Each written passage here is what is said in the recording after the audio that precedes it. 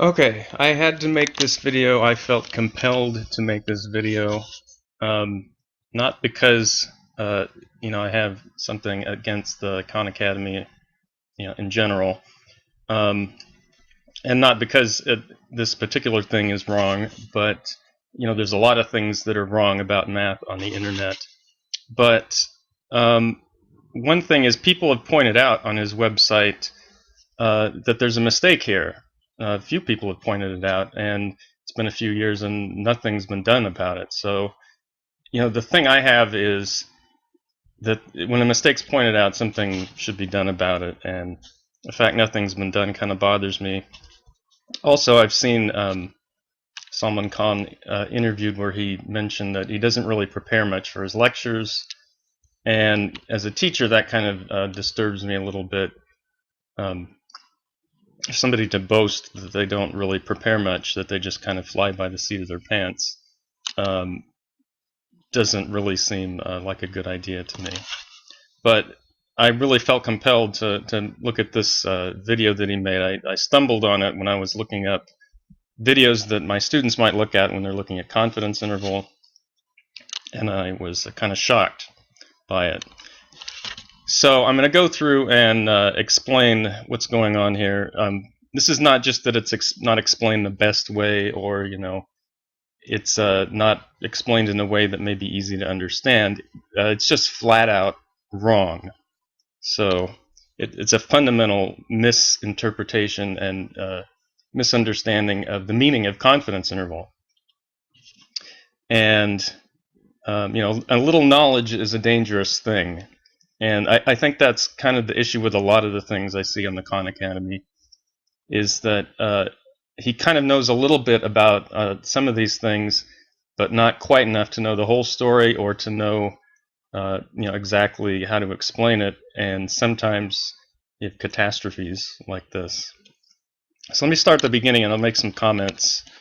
Well, I'll say what's wrong, and then I'll make some comments.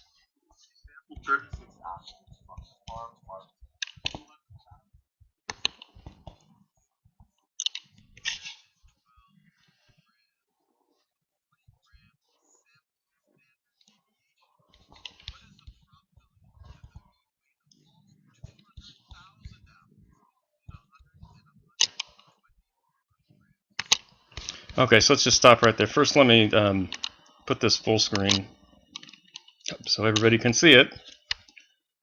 Okay, so sample 36 apples from the farm's harvest, 200,000. You get a mean weight of 112 grams. Now, that'd be fine with 40 gram sample standard deviation. This would be fine if the rest of the problem said, now construct a 95% confidence interval, construct a 98% confidence interval. But that's not what it says. It says, what's the probability the mean weight of all 200,000 apples is within 100 and 124 grams? That probability is either 0% or 100%. It's not a probability between 0 and 100%. And the reason is that the mean weight is a fixed value. We don't know the value of it, but it's not a random variable. It's not a varying quantity. It's out there. It's a number. Then it's a number that's either between 100 and 124, or it's not. If the population mean is between 100 and 124, then the probability is 100% that it's between 100 and 124, and if it's not, the probability is 0. So I think there's the misunderstanding here is that people are confusing lack of knowledge of whether a statement's true or false to mean that there's some kind of random probability idea going on, and that's not the case. There are random variables in statistics, and then there are other there's other variables that simply represent fixed values, and the population mean is a fixed value, at least under the frequentist interpretation. What I see Khan doing here is he's pretty much taking a Bayesian interpretation, looking at this as almost like a credible interval, which is possible, but he's not presenting it that way. So let me go through and let him say a little bit more here.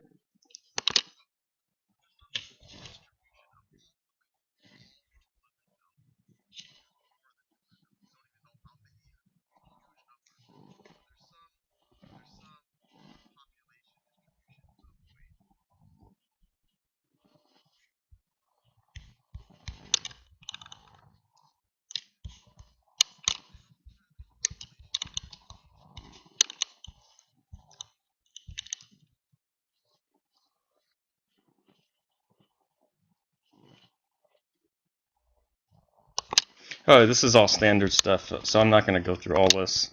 He has a lot of stuff here where let's see, he goes on, says some stuff about the sampling distribution that's completely correct.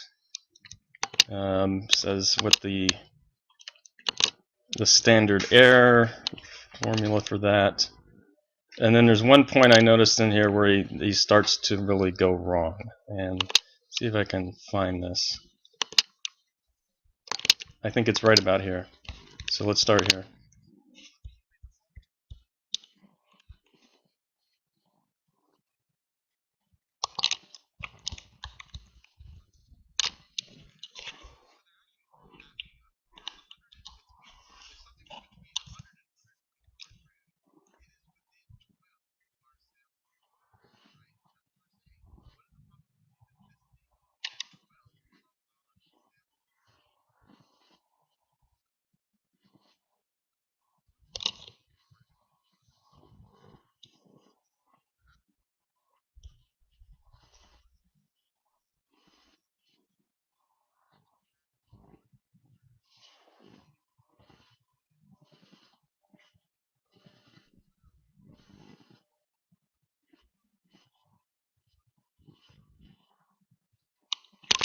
Okay, here's the place where he starts to go wrong.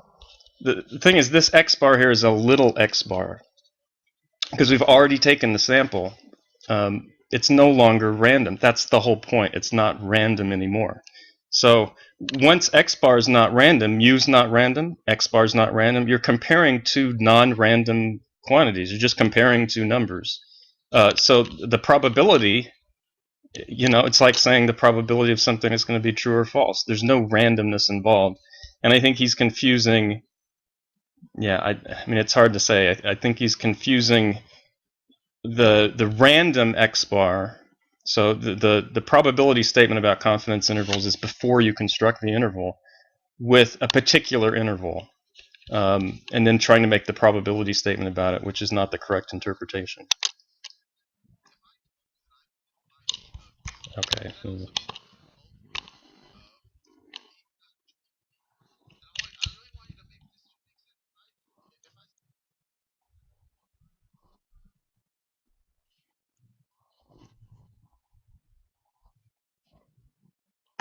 Yeah, so this is fine. He's basically explaining distance, but again, he's still conflating the random versus fixed nature of X bar.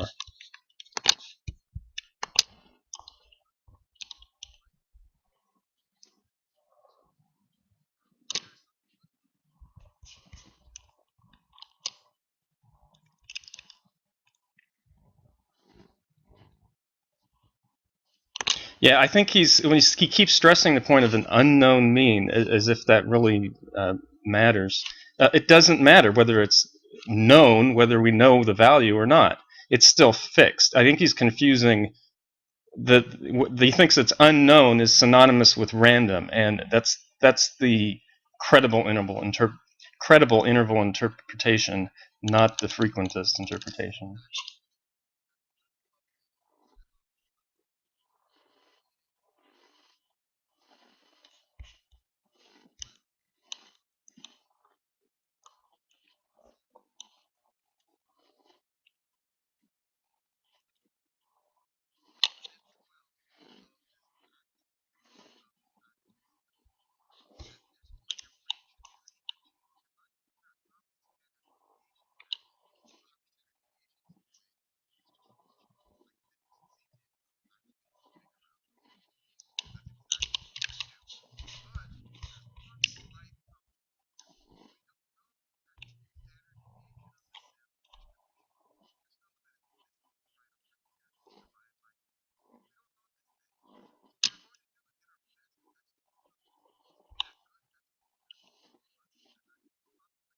Yeah, this is a minor issue. It's not really fundamental to the criticism I'm getting at. So, let's see.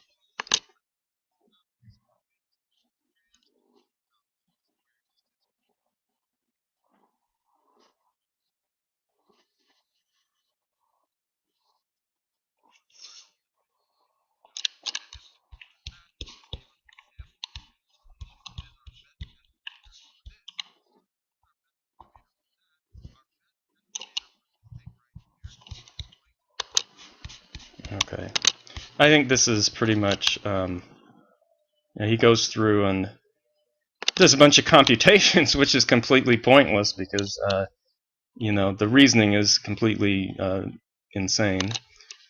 So it doesn't matter, how much the computations you do. Yeah, this is all nonsense.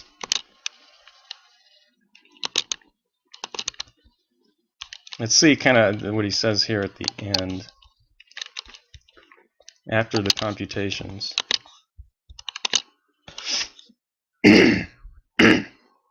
Excuse me.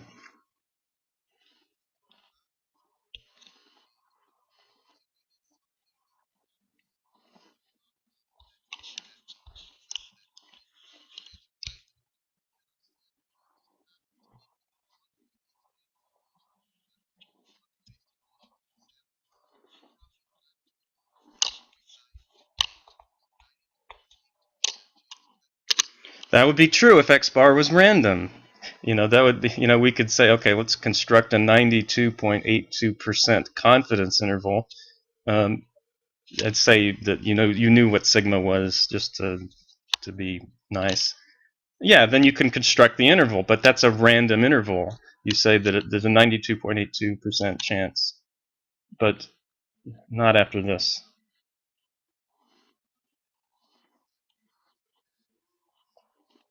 It's wrong. It's not neat.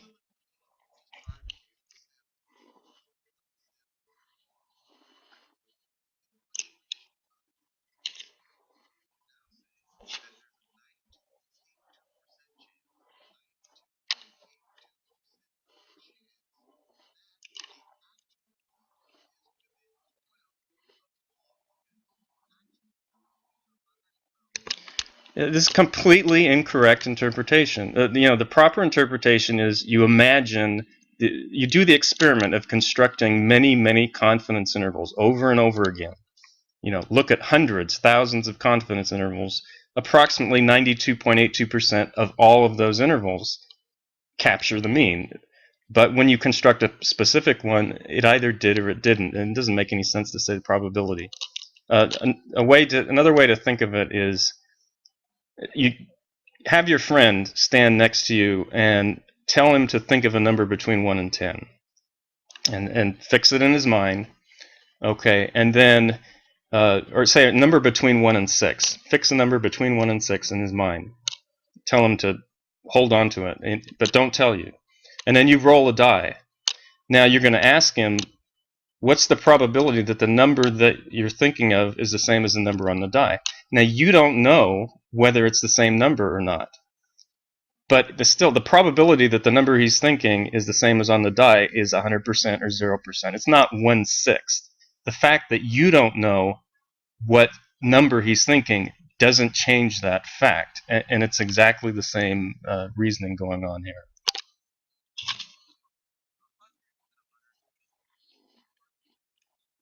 Okay, so just to sum up, I hope I got across what's wrong here. And again, the reason I do this is I don't want to take a whole lot of my life to correct people's things online, but it just kind of bothers me that I looked at a lot of the comments of this website after this video, and it's just people are just totally confused. They're asking these tangential questions that really have nothing to do with what's going on in there, and it's obvious that they don't understand the meaning of the confidence interval. So it just bothered me. I felt compelled to make this video. Okay.